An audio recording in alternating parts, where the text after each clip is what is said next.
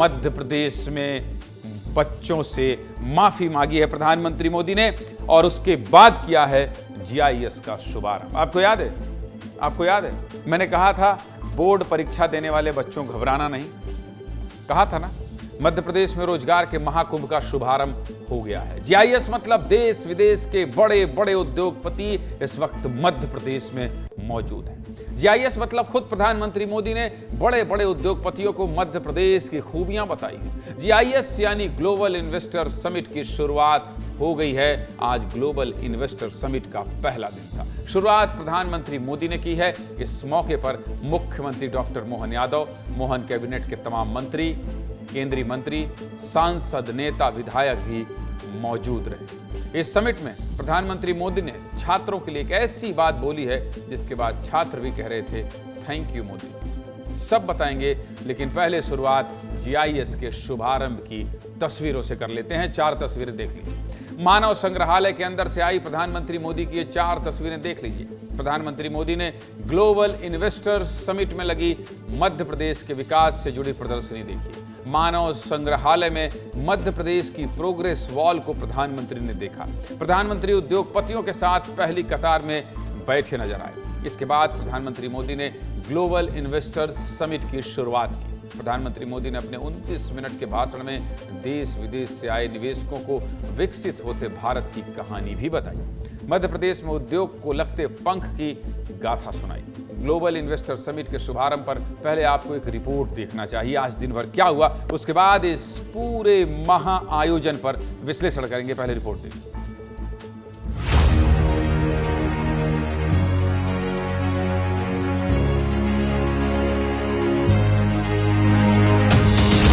आज के इस पूरे कार्यक्रम में हमारे बीच यशस्वी प्रधानमंत्री माननीय नरेंद्र मोदी साहब, आपका मैं अभिनंदन करता हूँ, स्वागत करता हूँ।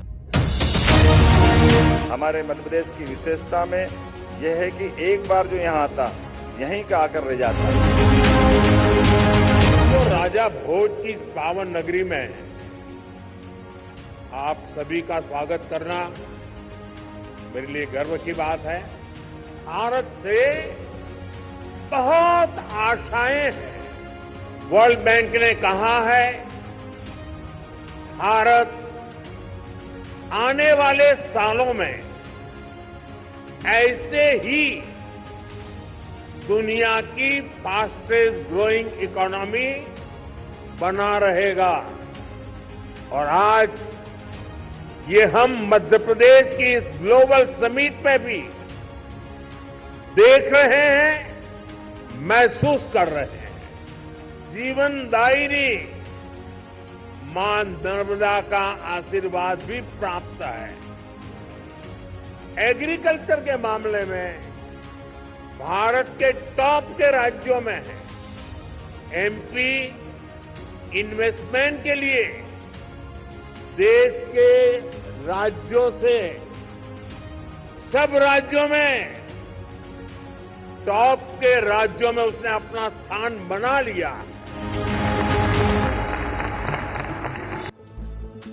ये तो बात मध्य प्रदेश में निवेश के शुभारंभ की हुई, लेकिन आज प्रधानमंत्री मोदी ने अपने भाषण की शुरुआत में ही छात्रों को लेकर ऐसी बात कही जिसने छात्रों के साथ साथ अभिभावकों का भी दिल जीत लिया। दरअसल आज से सीबीएसई की बोर्ड परीक्षा शुरू हुई है और परीक्षा का समय भी सुबह 10 बजे था और प्रधानमंत्री राजभवन से मानव संग्रहालय के लिए 9:45 पर निकलने वाले थे और 10 बजे ग्लोबल इन्वेस्टर समिट का उद्घाटन होना था। लेकिन छात्रों को परीक्षा देने में कोई दिक्कत ना आए, इसलिए प्रधानमंत्री 15 मिनट की देरी से निकले और ग्लोबल इन्वेस्टर समिट का उद्घाटन भी 10:15 पर। भाषण की शुरुआत प्रधानमंत्री ने इसी बात से की। सुनिए। मुझे यहां आने में विलंब हुआ, इसके लिए आप सबकी क्षमा चाहता हूं। विलंब इसलिए हुआ क्योंकि कल जब मैं यहां पहुंचा तो एक बात ध्यान में आई कि आज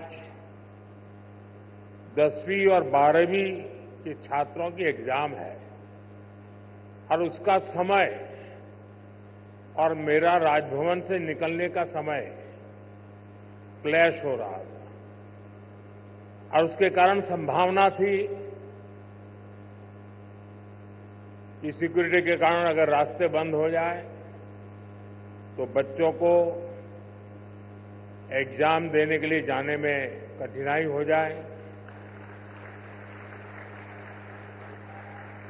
और ये कठिनाई न हो, बच्चे सब एक बार अपने एग्जामिनेशन सेंटर पर पहुंच जाए, उसके बाद ही मैं राजभवन से निकलूं, ऐसा मैंने सोचा। उसके कारण मैंने निकलने में ही 15-20 मिनट लेट कर दिया और उसके कारण आप लोगों को जो असुविधा हुई, इसके लिए मैं फिर से एक बार क्षमा मांगता हूं। छात्र तो सर्वोपरि हैं, भविष्य हैं ये हमारे देश के। प्रधानमंत्री ने सिर्फ छात्रों के लिए ही नहीं, देश के भविष्य के लिए 15 मिनट की देरी की। ये खबर विस्तार न्यूज ने पहले ही दिखाई थी, छात्रों के हित की आवाज पहले ही उठाई थी। आप देख लीजिए। और हमने आपको बताया था कि बोर्ड परीक्षा देने वाले छात्र परेशान ना हो, आपके रास्ते में कोई रुकावट नहीं आएगी। देखिए हमने क्या बताया था। समिट के दौरान एक चिंता भोपाल के छात्रों का तनाव बढ़ा रही है। 10वीं और 12वीं की बोर्ड परीक्षा भी 24 फरवरी को सुबह 10 बजे से है और इसके लिए छात्रों को एग्जाम सेंटर पर 9 बजे पहुंचना होगा। बस यही समस्या छात्रों की चिंता बढ़ा रही है, क्योंकि समिट को सुबह 10 बजे शुरू होना है और उसी समय भोपाल की सड़कों पर वीआईपी मूवमेंट रहेगा। तो आम लोगों के लिए रास्ते डाइवर्ट किए जाएंगे। इस समय बच्चे परीक्षा केंद्र कैसे पहुंचेंगे, ये बड़ा सवाल है। इसको लेकर स्कूल के बच्चे चिंतित हैं, माता पिता चिंतित हैं, लेकिन फिर भी इसका रास्ता निकाल लिया गया है। माता पिता और बच्चों की चिंता जायज है, लेकिन मध्य प्रदेश सरकार को भी आपकी पूरी चिंता है। इसलिए फैसला लिया गया है कि कोई बच्चा अगर परीक्षा देने जा रहा होगा, उसे कहीं भी रोका नहीं जाएगा। बात छात्रों की हो तो आपका अपना चैनल सबसे पहले वो खबर दिखाएगा। और अब तो प्रधानमंत्री मोदी ने भी छात्रों का हित सोचकर अपना समय बदल दिया। प्रधानमंत्री ने समय बदला तो छात्र भी आराम से परीक्षा देने पहुंच गए और समय से परीक्षा दिया। मोदी जी के फैसले पर छात्र और उनके पेरेंट्स भी कह रहे हैं, thank you Modi ji, thank you very much. क्या कह रहे हैं सुनिए। मैं उनको थैंक यू कहना चाहूँगी कि उन्होंने हमारे बारे में सोचा। बहुत टेंशन थी पर सब कुछ अच्छे से हो गया। बहुत एक्सपेक्ट नहीं किया था, हमें लगा कि बहुत भीड़ है, शोर शराबे से आएंगे, एग्जाम कैसे देंगे, बड़ी भीड़ में एग्जाम देंगे, पर बहुत अच्छे से सब कुछ हो गया। बहुत ज़्यादा टेंशन थी हम लोग को और ऊपर से हमारा अकाउंट्स का फर्स्ट पेपर था, तो इतनी टेंशन की वजह से हम नींद भी नहीं पूरी कर पाए। धन्यवाद तो कहूँगी, उन्होंने स्टूडेंट्स के लिए इतना सोचा ताकि ट्रैफिक में ना फंस जाएं। बोर्ड्स भी चल रहा है बच्चों के। मोदी जी को बहुत बहुत धन्यवाद देना चाहूँगा और उनकी इस सोच के लिए मैं और पूरे भोपाल की तरफ से मैं उनका आभार व्यक्त करता हूं कि उन्होंने बच्चों के भविष्य को इतना महत्व दिया। नहीं, हमें तो कोई परेशानी नहीं हुई। सुबह आज बेटे का पेपर था तो हम लोग आराम से आ गए, कहीं कोई रुकावट नहीं है। अगर हमारी यूथ के लिए भी हर कोई पॉलिटिशियन अगर इतना ही सोचे तो फिर इंडिया काफ़ी डेवलप कर सकता है। इससे हम काफ़ी इन्फ्लुएंस हुए हैं कि पीएम हम जैसे लोगों के लिए, बच्चों के लिए तक सोच रहे हैं, इतना कंसिडर कर रहे हैं। और ये एक सत्य बात है कि इन्वेस्टमेंट मध्य प्रदेश को बहुत चाहिए और उसके लिए कोई थोड़ा डिले हो तो वो भी चलता है, लेकिन उन्होंने समझा, ये बहुत बड़ी बात है। इस चीज़ से बहुत प्रभावित हूँ। मैं प्रधानमंत्री जी को अपना आभार व्यक्त करना चाहता हूँ कि उन्होंने हमारी समस्याओं को समझा। इन्वेस्टर्स मीट इतनी ज़रूरी मीट है, इसके बावजूद भी हमारे एग्ज़ाम के चलते हुए उन्होंने 15 मिनट आगे करने का सोचा, ये बहुत बड़ी बात है। छात्रों के हित की खबर है, इसलिए विस्तार से दिखा दी। अब बात ग्लोबल इन्वेस्टर्स समिट की भी कर लेते हैं। पहले दिन ग्लोबल इन्वेस्टर्स समिट में क्या क्या हुआ है ये भी देख लीजिए, आपको विस्तार से दिखा देता हूं। देखिए, जीआईएस के पहले दिन 9 MOU साइन किया गया है और कुल 6,07,000 रुपए का निवेश प्रस्ताव मिला है। सबसे ज्यादा NTPC, NGEL और MPPGCL ने 1,20,000 करोड़ का निवेश प्रस्ताव दिया है। इसके बाद अडानी ग्रुप ने 1,10,000 करोड़ का निवेश प्रस्ताव दिया है। NTPC न्यूक्लियर ने 80,000 करोड़ का निवेश प्रस्ताव दिया है। रिलायंस ग्रुप ने 60,000 करोड़ का निवेश प्रस्ताव दिया है। NHAI ने 1 लाख करोड़ का निवेश प्रस्ताव दिया है। ये आंकड़े हैं जो बहुत बड़े थे, इसलिए आपको बता रहा हूं। अभी ये निवेश पहले दिन आया है, दूसरे दिन क्या क्या आएगा ये भी बताएंगे। अभी क्या माहौल है ये भी बता देते हैं। सीधे अपने सहयोगियों के पास चलते हैं, क्योंकि इन लोगों ने कमाल कर दिया है। GIS में ग्लोबल इन्वेस्टर समिट में विस्तार न्यूज के सहयोगी चप्पे चप्पे पर चप्पे चप्पे पर मौजूद थे, एक एक तस्वीर दिखा रहे थे। इसलिए सीधे बात करते हैं रंजना से और नितेश गर्ग से। रंजना और नितेश गर्ग वहीं मौजूद हैं। नितेश के पास ज्यादा हलचल है। नितेश क्या दिखाना चाहते हैं, जल्दी से दिखा दीजिए, फिर मैं रंजना का रुख करूंगा। नितेश। बिल्कुल देखिए ज्ञानेंद्र जी, इस वक्त हम मौजूद हैं जहां वहां देखिए कल्चरल इवेंट्स हो रहे हैं। मुख्यमंत्री यहां खुद मौजूद हैं। बीरेन जरा इन तस्वीरों को दिखाइएगा। यहाँ पर भारत की आगे देखिए कल्चरल जो हेरिटेज है उसे जो है सामने स्क्रीन के जरिए दिखाया जा रहा है और तमाम निवेशक जो बड़े बड़े हैं वो यहाँ बैठकर इस चीज़ का लुत्फ उठा रहे हैं और सामने जो है स्क्रीन पर जो है सारी चीज़ों को दिखाया जा रहा है। मैं अंदर जाने की कोशिश करूँगा समझने की। ये देखिए आप उस मंच को दिखाइए बीरेन। भारत के अंदर मध्य प्रदेश अनंत जो है संभावनाओं के साथ जो है अनंत जो है संस्कृति सजोए भी बैठा है और इसी की बानगी ये मंच है। बीरेंद्र और आगे आइए, तस्वीर दिखाइए। यहाँ पर मध्य प्रदेश की जितने भी खान पान है, चीज़ें हैं, संस्कृति है, संगीत है, बाबा महाकाल का चाहे वो दर्शन हो, सब कुछ जो है यहाँ पर दिखाया जा रहा है।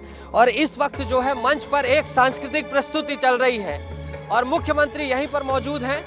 बड़े ही मेगा तरीके से जो है यहाँ पर जो है ये सांस्कृतिक प्रस्तुति हो रही है। देखिए किस तरीके से जो है भारत की अलग अलग जो कल्चर है, मैं जहाँ तक देख पा रहा हूँ, चाहे वो मोहिनी अट्टम हो, चाहे वो अन्य जो साउथ के जो होते हैं नृत्य, उनको जो है जोड़कर यहाँ पर जो है ये सांस्कृतिक आयोजन किया जा रहा है और सभी हाथ में मोबाइल है। मुख्यमंत्री से बात करने की कोशिश कीजिएगा आप। मुख्यमंत्री मोहन यादव वहां बैठे हुए हैं, वो आनंद ले रहे हैं इस सांस्कृतिक कार्यक्रम का। आप बात करने की कोशिश कीजिएगा, जब आप बात करेंगे तो आपके पास आऊंगा। लेकिन रंजना मेरी सहयोगी हैं जो मुख्यमंत्री से बात कर चुकी हैं। रंजना, कमाल किया है आपने GIS में। आपने क्या शानदार रिपोर्टिंग की है। पूरे देश को, पूरे मध्य प्रदेश को, छत्तीसगढ़ को यह दिखाया है कि भोपाल ने क्या कमाल किया है। और मुझे जब मेरे सहयोगी इतने डूब कर काम करते हैं रंजना, तो मुझे ये मन करता है कि मैं बताऊं अपने लोगों को, अपने दर्शकों को बताऊं कि ये रंजना दुबे हैं जिसने कहा कि हाँ मैं रिपोर्टिंग का चैलेंज लेती हूं। और ज्ञानेंद्र जी, मैं विस्तार न्यूज के दर्शकों को वो सब कुछ दिखाऊंगी, उतने आसान भाषा में समझाऊंगी, वो आपने कर दिखाया है। पहली बार भोपाल की सड़कों में आपके जीप की सवारी में क्या मंत्री, क्या नेता, क्या महापौर, सबको आपने घुमाया है। पहले तो आपको बहुत बहुत बधाई GIS की इस रिपोर्टिंग के लिए। और अभी क्या आप दिखाना चाहती हैं रंजना, अभी कौन सी तस्वीर बताना चाहती हैं सीधे वहां से जहां ये रोजगार का महाकुंभ चल रहा है? रंजना दिखाई। जी बिल्कुल, पहले तो धन्यवाद। आपने जो सराहा है काम को, लेकिन इसी के साथ ही अब एक और तस्वीर आपको दिखाते हैं ऑटो एक्सपो की, जहां पर आप देखिए एक्सपो में जो अलग अलग जो लेविश कार है वो डिस्प्ले की गई है। राजधानी भोपाल में इन्वेस्टर्स समिट में एक जो लग्जरी और लेविश कार है वो यहाँ पर डिस्प्ले की गई है। ना सिर्फ कार है बल्कि आर्मड व्हीकल निगम लिमिटेड का भी जो एक एक्सपो है यहाँ पर लगा हुआ है, जिसमें बताया गया है कि अब भारत और मध्य प्रदेश कितना सक्षम होता जा रहा है और यहाँ पर भी इन्वेस्टमेंट को लेकर अपार संभावना है, तो लोग इसमें भी निवेश कर सकते हैं। और हमारे साथ यहाँ पर जो लोग मौजूद हैं उन्हीं से बात करेंगे। सर, कंपनी मैंने ये एक्सपो लगाया है, क्यों आप लोगों ने इतनी जो लेविश कार है इनको डिस्प्ले किया है? ये कंपनी की तरफ से कार्स नहीं है, ये ओन कार्स हैं। ये वो लोग हैं जो भोपाल से बिलोंग करते हैं और उन्होंने ये कार परचेज करी है। और हमारा मकसद करने का मकसद क्या है? मकसद ये था कि इस तरह की जो कंपनीज हैं उनको ये बताना कि भोपाल में भी गाड़ियाँ सेल हो सकती हैं। कौन कौन सी कार से? ये फरारी 488 GTB है। आगे चले बताते हैं और क्या है और क्यों ये डिस्प्ले कर रहे हैं, लोगों को मोटिवेट कर रहे हैं कि आप भी लीजिए या इसमें इन्वेस्ट कीजिए। बिल्कुल, हमारा मोटिव है कंपनी, इट्स फरारी 488 GTB। और वो जो येलो कलर में है, अभिषेक जी अगर आप दिखाना चाहें वो तस्वीरें तो। लैम्बोर्गिनी उरुस है वो जी। और ये आपने पोर्शे भी डिस्प्ले, बॉक्स्टर S और ऑडी RS5। आपको लग रहा है अब यहाँ पे मार्केट इतना तैयार हो रहा है कि अब लोग इस सेक्टर में भी निवेश करेंगे? बिल्कुल बिल्कुल, कंपनीज यहाँ पे इंटरेस्ट ज़रूर दिखाएंगी इसके बाद। और हमें पूरा यकीन है इस चीज़ का कि जिस तरह से हमारे CM सपोर्ट कर रहे हैं, गवर्नमेंट सपोर्ट कर रही है, तो डेफिनेटली भोपाल में इस तरह की गाड़ियों का मार्केट बढ़ेगा। ये बहुत लेविश गाड़ियां हैं, कार्स हैं, लेकिन ठीक है रंजना, आप फरारी की सवारी कीजिए और इसी तरह से ग्लोबल इन्वेस्टर समिट की हर तस्वीर को दिखाने और बताने की कोशिश कीजिए। नितेश, आपका बहुत धन्यवाद। रंजना, आपका बहुत धन्यवाद।